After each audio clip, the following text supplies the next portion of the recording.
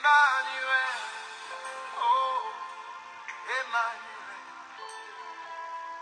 Emmanuel, Dieu est venu jusqu'à moi.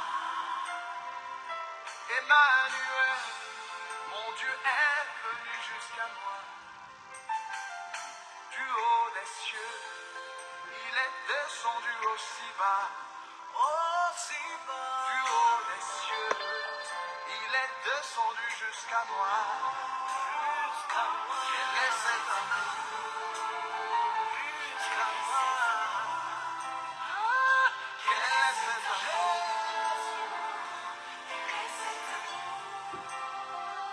Quel est cet amour qui te fit venir? Nous vous saluons dans le nom précieux et glorieux de notre Seigneur Jésus-Christ. Que la paix et la grâce de notre Seigneur qui a accepté de mourir pour nous soit avec nous. C'est bien moi, votre bien-aimé, l'évangéliste Jérémie Kilouanzi depuis Paris. Que le Seigneur nous bénisse abondamment. Prions, Père Saint, nous te disons merci. Et que ton amour, ta grâce soit avec nous. Aide-nous à comprendre ton amour. Dans le nom de Jésus, nous prions et nous disons Amen. Mais bien aimés dans le Seigneur, que le Seigneur nous bénisse abondamment. On est toujours là pour nous encourager, pour nous édifier à servir notre Seigneur avec crainte et tremblement. Et le Seigneur n'aima jamais. Et le Seigneur nous soutient par sa grâce. Et le Seigneur nous aide à comprendre son amour. C'est pour cela, mes bien-aimés, ne laissez encore personne détruire ta vie. Ne laissez personne de t'entraîner avec des faux enseignements, puisque c'est ta vie qui est très importante devant Dieu. On est en train de parler de ce qui concerne la prière. Et Dieu soit loué. On a essayé de marcher et aujourd'hui encore, on va essayer de rajouter de ce qui concerne prier pour les morts. C'est vrai ou faux? Puisqu'il y a des gens, ils commencent à adresser des prières aux morts. Donc les gens qui sont déjà partis, lui, quand il se trouve dans des difficultés, il va aller maintenant consulter les défunts pour faire appel aux arrière qui ont déjà parti, de supplier pour dresser la prière en leur faveur pour trouver la solution. Mais bien aimés, la parole de Dieu est tellement claire et on est là pour nous encourager, pour comprendre qu'un enfant de Dieu, un croyant qui croit à la parole, il peut aller aussi consulter les morts pour demander quelque chose. C'est ce qui est très important pour nous. C'est pour cela, mes bien-aimés, par la grâce de Dieu, on va essayer de comprendre l'amour de Dieu et on va contempler l'amour de Dieu puisque le Seigneur est tellement merveilleux pour nous. Sans plus tarder, on va prendre les passages. Exode du chapitre 20. C'est ce qu'on va essayer de lire ensemble. Exode du chapitre 20. Écoutez très bien. Exode chapitre 20.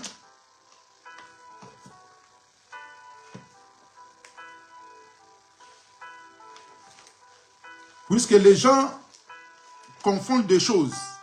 Livre d'Exode chapitre 20. Le verset, on va prendre les versets 4 au verset 5. On peut prier, on peut demander aux morts, faire la prière aux morts pour nos problèmes. Si c'est biblique. Exode chapitre 20, le verset 4 à 5. Je lis les Écritures avec amour et humilité. Tu ne te feras point d'image taillée, ni de représentation quelconque des choses qui sont en haut dans le ciel, qui sont en bas sur la terre et qui sont dans les eaux plus bas que la mer. Tu ne prosterneras point devant elle et tu ne serviras point. Car moi l'Éternel ton Dieu, je suis un Dieu jaloux qui punit l'iniquité des pères sur les enfants jusqu'à 3e et 4e génération de ceux qui me haïssent. Là, nous lisons la parole de Dieu et Dieu, il nous interpelle. Donc, c'est-à-dire, de ce qui concerne pour aller concilier, pour aller prosterner dans des choses que l'homme a fait, c'était strictement interdit. Même des choses en haut,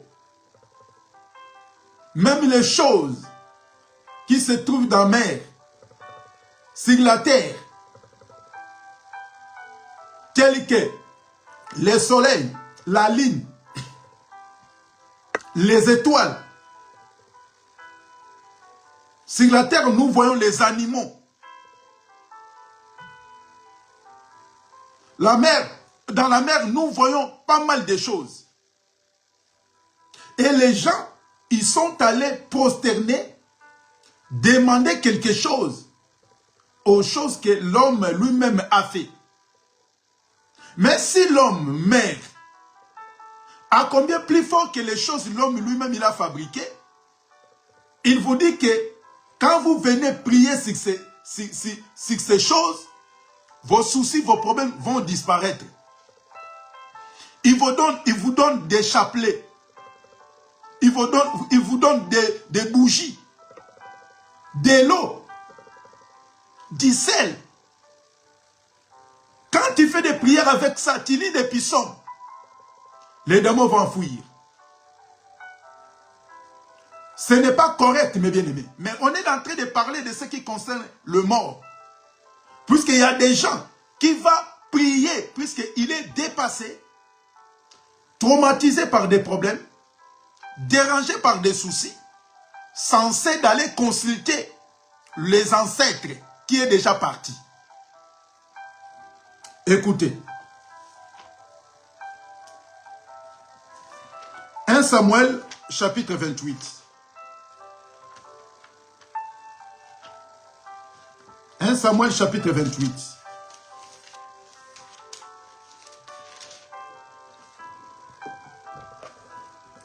Le verset 8, virgule 16. 1 Samuel, chapitre 8. 1 Samuel, chapitre 26 plutôt, 28 plutôt.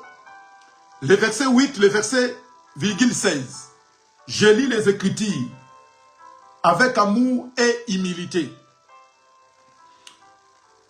1 Samuel chapitre 28, le verset 8, le virgule 16. Alors Saoul se déguisa et prit d'autres vêtements. Et il partit avec des hommes. Et ils arrivèrent de nuit chez la femme. Saoul lui dit, prédis-moi l'avenir en invoquant un mort et fais-moi monter celui que je te dirai. Virgule 16. Samuel dit, pourquoi donc me consultais-tu, puisque l'Éternel s'est retiré de toi et qu'il est devenu ton ennemi? Vous voyez, c'était le roi Saoul. Il était roi en Israël. Mais les choses graves, cet homme-là, comme Dieu s'est retiré de lui, qu'est-ce qu'il a fait? Il s'est déguisé. Il a changé les vêtements de royauté. Il a pris d'autres vêtements pour aller consulter une dame qui invoque des morts. Pour savoir son avenir, ça sera comment?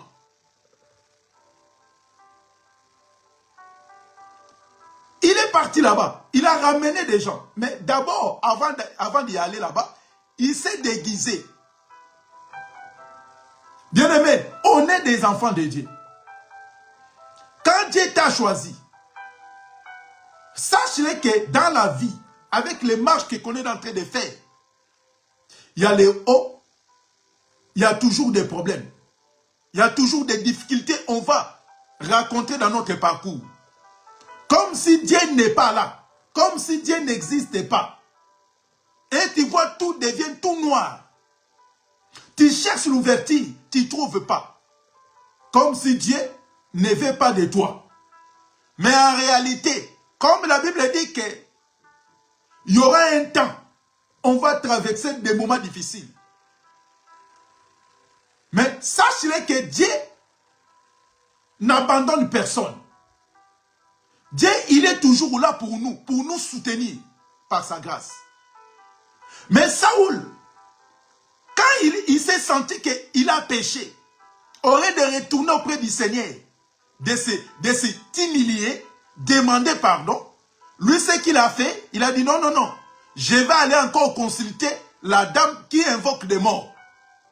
En allant là-bas, lui, il croyait qu'il va s'en sortir. Et maintenant, Dieu s'est révélé à Samuel.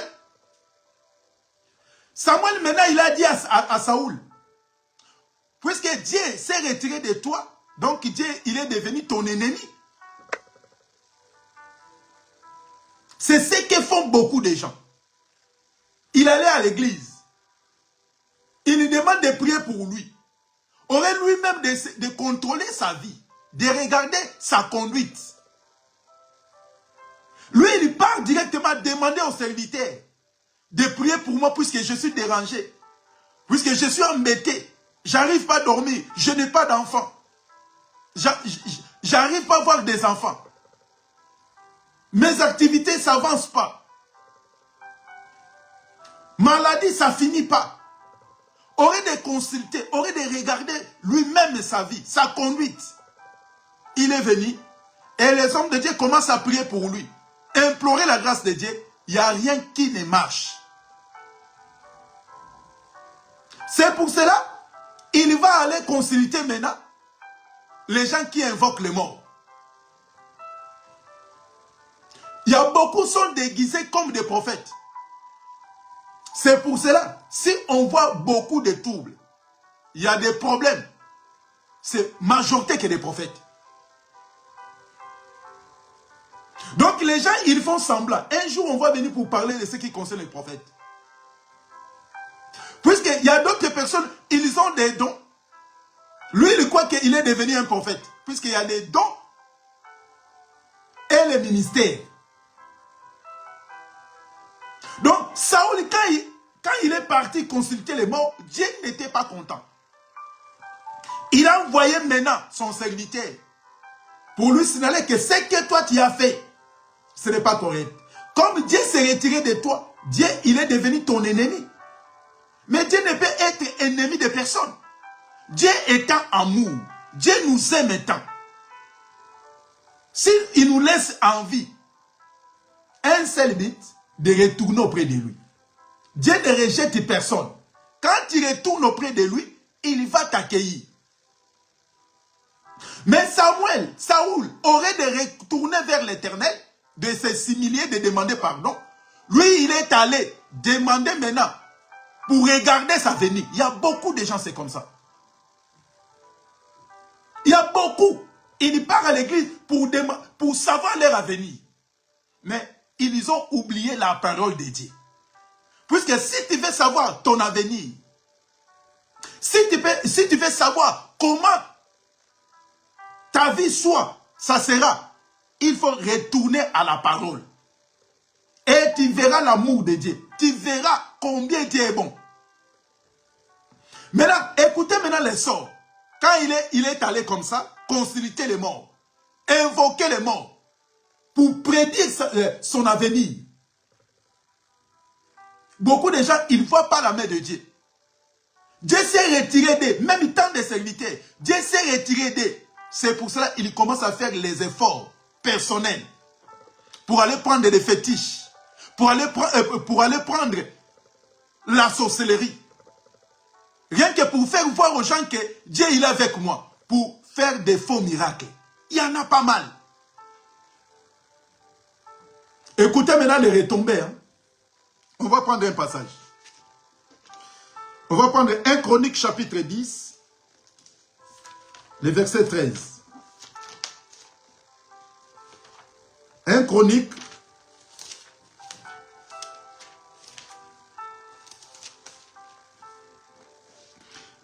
chapitre 10, le verset 13.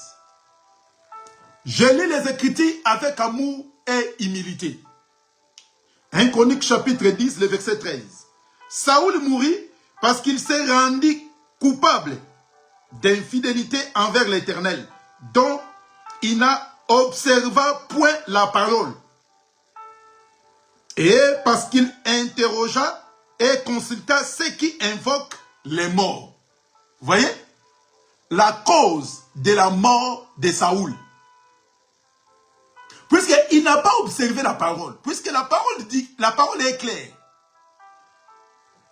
Si vous revenez à moi, et vous renoncez au péché, moi l'Éternel, je reviendrai vers vous. Mais Saoul, comme il a abandonné la parole, maintenant Dieu l'a frappé. Puisque la Bible dit que le salaire du péché, c'est la mort. Quand il est allé consulter les morts, pour savoir son avenir, peut-être que tu es là. Tu es en train de traverser des moments sombres, les moments difficiles. Comme si Dieu n'existait pas. Comme si Dieu n'est pas là avec toi. Et maintenant, les gens commencent à te ramener. Les idées commencent à venir. Si tu vas aller consulter telle personne, si tu vas aller consulter tel marabout, il va prédire ton avenir. Lui, il va savoir ce qui va t'arriver. Et même lui-même, quand il meurt, pourquoi même les féticheurs, et même il meurt. Vous voyez? Donc, c'est-à-dire, ce qui est important, quand tu te sens affaibli, loin du Seigneur, le seul moyen de revenir, de s'incliner, de demander pardon auprès du Seigneur, riche à bonté et là en colère. Il est là pour nous pardonner. S'il a accepté de mourir à la croix, c'était à cause de nous. Bien aimé, ça ne sert à rien d'aller consulter les morts. Ça ne sert à rien d'aller consulter les chapelets. Ça ne sert à rien, on te donne de l'eau pour commencer à faire des prières, des chapelets avec des prières. Et néanmoins, ça ne sert à rien de demander aussi, comme les gens font, demande aux vierges de prier pour nous. Mais bien aimé, Sainte Marie, elle est déjà partie. Et on connaît son tombeau. Pourquoi aller chercher ce qui reste dans les tombeaux? De prier pour vous. Il n'y a pas de rapport, il n'y a pas de contact entre les vivants et les morts. Pas de contact. Mais quand vous voulez aller consulter des morts, et il y en a plein, ils ne se cachent même pas aujourd'hui. Hein. Ils passent dans les réseaux sociaux. Ils y prêchent. Et il dit aussi la vérité. Et il était là puisqu'il avait des soucis. On a invoqué, on a prié de demander les ancêtres sont partis. Pour lui donner la solution. Et prétend être enfant de Dieu. Vous savez, il y avait aussi une dame au moment des apôtres. Il faisait aussi des choses pareilles. Parler des choses pareilles. Mais en réalité, elle n'était pas enfant de Dieu. Elle n'était pas envoyée par Dieu. Mais les jours-là, elle a rencontré les apôtres. Là, c'est Actes chapitre 16. Si vous lisez, la femme qui avait un esprit de python. Donc, on est venu, mes bien-aimés, pour nous encourager. pour nous signaler si ton père est déjà parti, ta mère est partie. Tu traverses des moments difficiles. Première des choses, mes frères, mes sœurs, regardons nos vies, nos conduites. Regardez comment tu vis la vie de tous les jours. Et ça va donner l'idée maintenant à s'approcher auprès du Père. Et Dieu, comme il est riche à bonté, il va faire des choses au-delà de nos pensées. Personne ne te trompe. Comme les gens prétendent, oh, il faut prier les dieux de mon pasteur. Toi, tu connais bien l'état d'âme de ton pasteur. Les 7 fils. Et aussi, ils ont fait pareil. Hein. Pour chasser les démons, ils ont dit quoi? On chasse les démons au nom des pasteurs, des serviteurs que Paul sert. Et les démons, ils ont interrogé. Hein. Je connais Paul. Et vous êtes qui? Et les démons sont sortis, sont entrés dans leur corps. Bien-aimé, même si tu dis ton pasteur, il te dit, quand tu veux prier, tu demandes, les dieux de mon pasteur, ne fais pas cette genre de prière. Il y a beaucoup de serviteurs sont éloignés, sont déjà abandonnés, rejetés de Dieu. La masse est tombée déjà dans l'eau. Il est resté seulement avec les bois. La hache est partie. Il est resté seulement avec les bois. Comment il va couper les bois? Comment il va couper? Bien-aimé, demande à notre Dieu de nous ouvrir les yeux, de nous donner l'esprit de discernement pour comprendre les temps que nous sommes. Il y a beaucoup qui sont éloignés. Il y a beaucoup, ils promènent avec de l'huile pour mettre dans 4 coins de leur maison. Et maintenant, où est la place de Dieu? Où est la place de notre Seigneur? Puisque la Bible dit que dans le ciel et sur la terre, il n'y a aucun autre nom qui nous a été donné. Bien-aimés, si vos pères, ils étaient forts, ils ne pouvaient pas mourir. Comme ils sont déjà partis, il faut aller consulter celui à qui la mort n'a pu résister. 3 jours dans le tombeau, il est ressuscité. Seulement le nom de Jésus. On peut donner pas mal de versets, mais on était venu juste pour nous encourager. Pour nous signaler que servir Dieu est très important. N'importe quel problème, mon frère, ma soeur, même moi, si j'ai mes soucis, j'ai des problèmes, je retourne toujours auprès du Seigneur pour demander son aide, pour demander sa grâce. Et Dieu est là, il me répond. Pourquoi pas toi? Le parabole de Jésus, il avait dit quoi? Il y avait un riche et un pauvre. C'était un parabole. Les deux tous sont morts. L'autre, le pauvre, il s'est retrouvé au sein d'Abraham. Et le riche dans le lieu de tourment. Et le riche, il a demandé au père Abraham d'envoyer les pauvres, de retourner pour aller annoncer à ses frères qui est resté, pour ne pas venir là où lui, il se retrouve. Et la réponse du père d'Abraham, c'était quoi? Là-bas, ils ont des prophètes. Mais ici, il n'y a pas de moyens, il n'y a pas de communication entre les morts et les vivants. S'ils ne vont pas écouter Moïse, les prophètes qui se retrouvent là-bas, tous, ils vont revenir là où toi, tu te retrouves. Vous voyez? Donc, il n'y a pas de communication, il n'y a pas de liaison entre les morts et les vivants.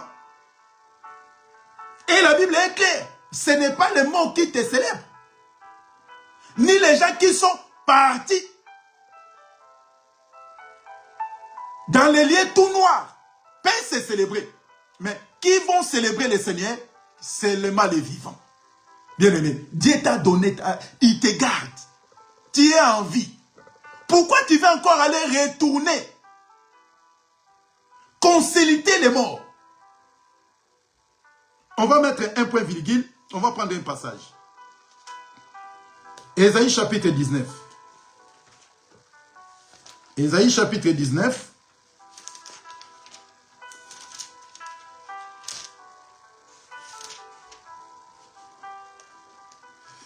Ésaïe chapitre 19, le verset 3.